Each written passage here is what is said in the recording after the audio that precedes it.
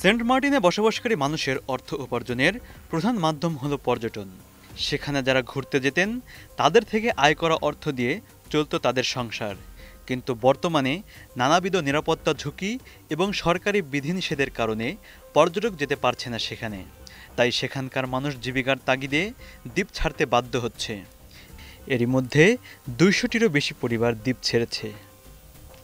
২ বছর আগেও সেন্ট মার্টিনগামী জাহাজ ছাড়ত টেকনাফ থেকে। তাতে সময় এবং খরচ উভয়ই বাঁচত। কিন্তু রাখাইন রাজ্যে সশস্ত্র তৎপরতার কারণে ওই নৌপথ ঝুঁকিপূর্ণ হয়ে ওঠে। তাই বর্তমানে সেন্ট মার্টিনগামে জাহাজ ছাড়ে কক্সবাজার থেকে। এসব জাহাজ সাধারণত সকাল ৯টার দিকে যাত্রা শুরু করে। যেতে যেতেই বিকেল ৩টা বা ৪টা বেজে যায়।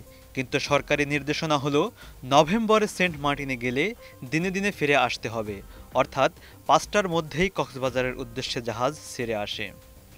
তাহলে সেন্ট মার্টিন গিয়ে থাকতে পারবেন সর্বোচ্চ ২ ঘন্টা।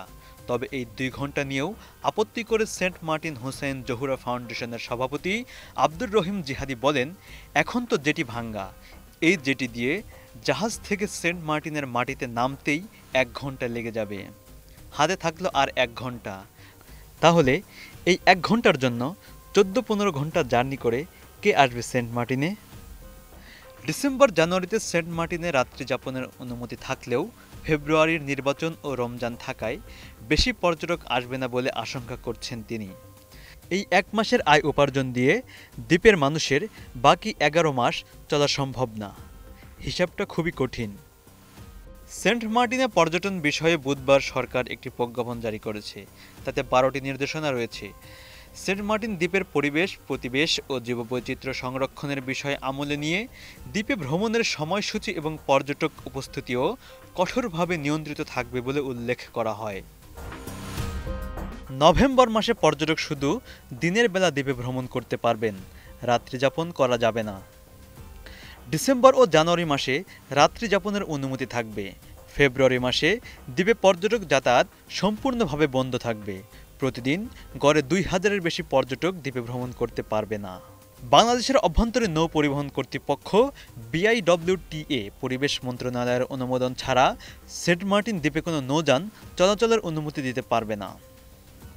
পর্যটকদের অবশ্যই বাংলাদেশ ট্যুরিজম বোর্ডের স্বীকৃত ওয়েব পোর্টালের মাধ্যমে অনলাইন টিকিট কিনতে হবে, যেখানে প্রতিটি টিকিটে ট্রাভেল পাস এবং QR কোড সংযুক্ত থাকবে। QR কোড ছাড়া টিকিট নকল হিসেবে গণ্য হবে। সেন্ট মার্টিনের প্রাকৃতিক পরিবেশ অক্ষুণ্ণ রাখতে রাতে সৈকতে আলো জ্বালানো, শব্দ সৃষ্টি বা বারবিকিউ পার্টি করা নিষিদ্ধ।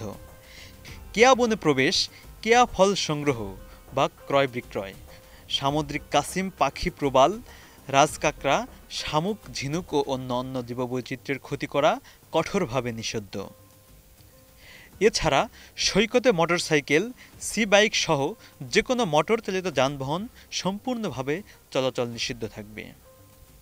নিষিদ্ধ পলিথিন বহন করা যাবে না। একবার ব্যবহার্য প্লাস্টিক যেমন চিপসের প্যাকেট, প্লাস্টিক চামচ, স্ট্র, সাবান, শ্যাম্পুর মিনি প্যাক, ৫০০ ও ১,০০০ মিলিমিটারের প্লাস্টিক বোতল ইত্যাদি বহনে নিরুৎসাহিত করা হয়েছে। পর্যটকদের নিজস্ব পানির ফ্লাস্ক সঙ্গে রাখার পরামর্শ দেওয়া হয়েছে। এই দ্বীপে বাসিন্দাদের মধ্যে ৭০% পর্যটনের উপর নির্ভরশীল, আর বাকি ৩০% জেলে পরিবারের সদস্য, যাদের একমাত্র অবলম্বন দরিয়া। ২ পেশার মানুষই এখন সংকটে। সেন্ট মার্টিন ইউনিয়ন পরিষদের সদস্য সৈয়দ আলম বলেন, গত বছর হঠাৎ করে পরিবেশ মন্ত্রণালয় সেন্ট মার্টিনে পর্যটন যাতায়াতে নিষেধাজ্ঞা জারি করায় ভোগান্তিতে পড়ে দ্বীপের মানুষ। তারা কর্মহীন হয়ে পড়ে। এ অবস্থায় কমপক্ষে ২০০ পরিবার কর্মসংস্থানের জন্য দ্বীপ ছেড়ে যেতে বাধ্য হয়েছে। অক্টোবরে ব্যস্ততা শুরু হয়ে যেত সেন্ট মার্টিন হোটেল আর রিসোর্টে। হোটেলগুলোকে আকর্ষণীয় করে তুলতে সংস্কার, রং করা সহ নানা ধরনের কাজে ব্যস্ত সময় পার করত কর্তৃপক্ষ। কিন্তু এবারের চিত্র ভিন্ন। আগের মতো সেই ব্যস্ততা চোখে পড়ছে না, বরং অনেকে তাদের রিসোর্ট বিক্রি করে দিতে চাইছে। এদিকে সেন্ট মার্টিনে একমাত্র জেটি সংস্কারের কাজ দীর্ঘায়িত হওয়ায় প্রশ্ন দেখা দিয়েছে দ্বীপবাসীর মনে। সাবেক ইউপি সদস্য হাবিবুর রহমান বলেন, জেটির সংস্কার কাজ শুরু হয়েছে অনেক আগে। ঢিলেঢালা ও দায়সারাভাবে চলছে কাজ। দ্রুত ও কম সময়ের মধ্যে জেটির সংস্কার কাজ শেষ হওয়ার লক্ষণ নেই। যদি মৌসুমের আগে সংস্কার শেষ না হয় তাহলে এই জেটি পরে সংস্কার করে কি ফায়দা?